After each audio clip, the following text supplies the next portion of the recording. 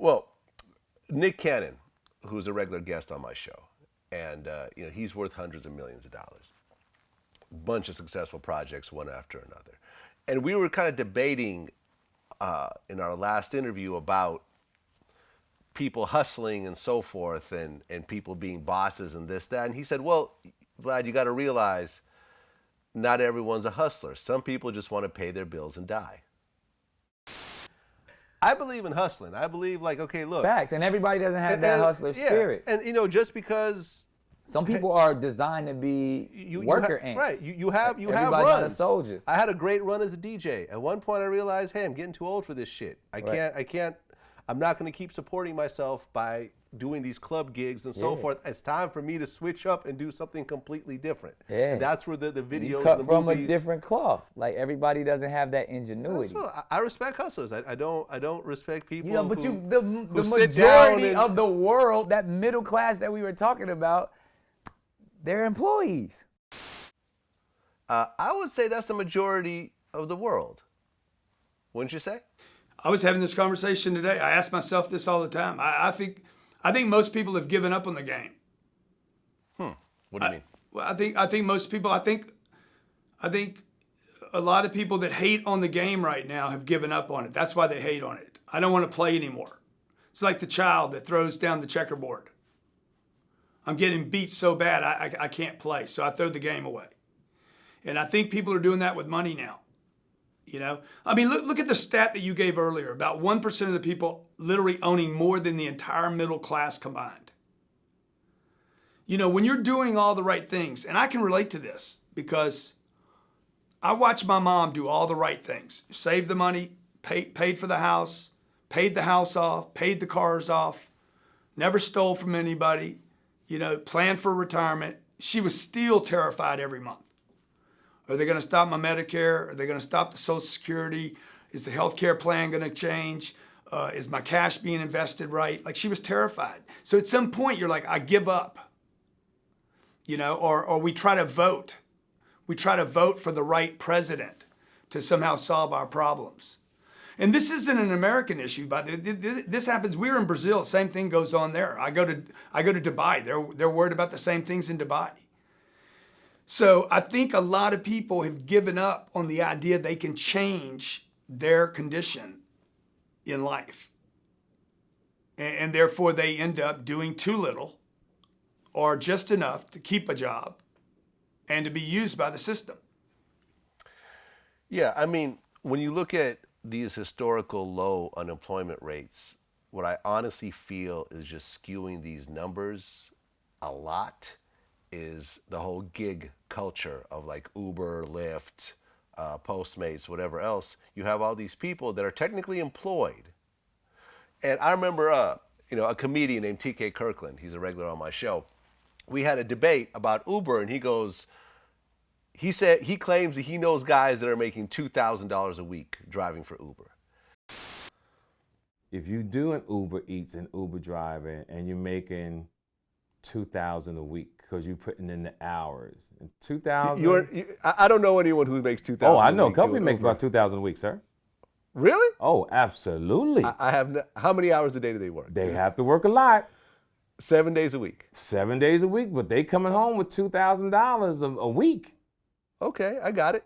So that's $8,000. So my point is, it's a lot of work, but me and you understand what I'm about to say. What's your plan? And I'm like, okay, you got to be literally working 12-hour days, 7 days a week to be making $2,000 a week driving Uber. And, don't even count the wear and tear on your car and the gas and everything else like that. It's not really $2,000 a week.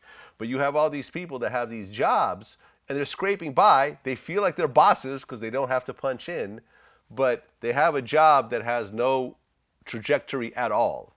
If you work at Uber for 2 years, you will not be made a manager. Dude, Uber's spending $1 billion, losing $1 billion a year, trying to figure out how to get rid of the drivers. Right, exactly. So exactly. I'm totally with you on this. First of all, 3.5% can't get much lower. Number two, wages haven't changed in America. They have not changed. Like literally, if you look at a graph on wages, they're almost flat.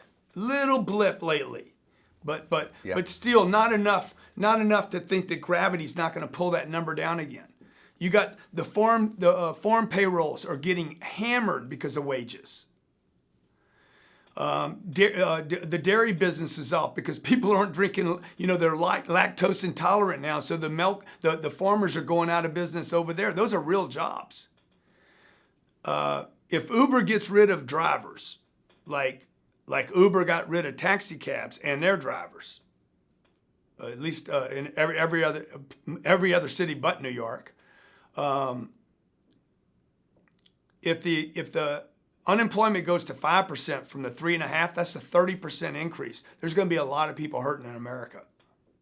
Well, I don't think it's if Uber gets rid of drivers, it's when Uber That's right. gets rid of drivers. Yeah. I own a Tesla and I use auto drive every day. Now, that's not fully autonomous, but it's really just one step away. Yeah, it's already being done and I use it every day. And people are in denial about this, Vlad. You know that. Yeah. Like, there's going to be tremendous automation in the next years to come that's going to replace jobs. 100%. 100%. Now, you talked about in the book, you said you have to be obsessed. Nobody has ever accomplished something incredible without obsession. And you said the ability to be obsessed is not a disease, it is a gift. Yeah. And I can tell you, I took a vacation with my family. It was like my first vacation in like 3 years. And even though I was supposed to be on vacation, every morning I would log in and the internet was bad where I was, but it didn't matter. I logged in and I worked every morning and slipped in some work throughout the day because I'm completely obsessive about my business. Yeah. It's not that I have to do it, it's that I want to do it. Yeah.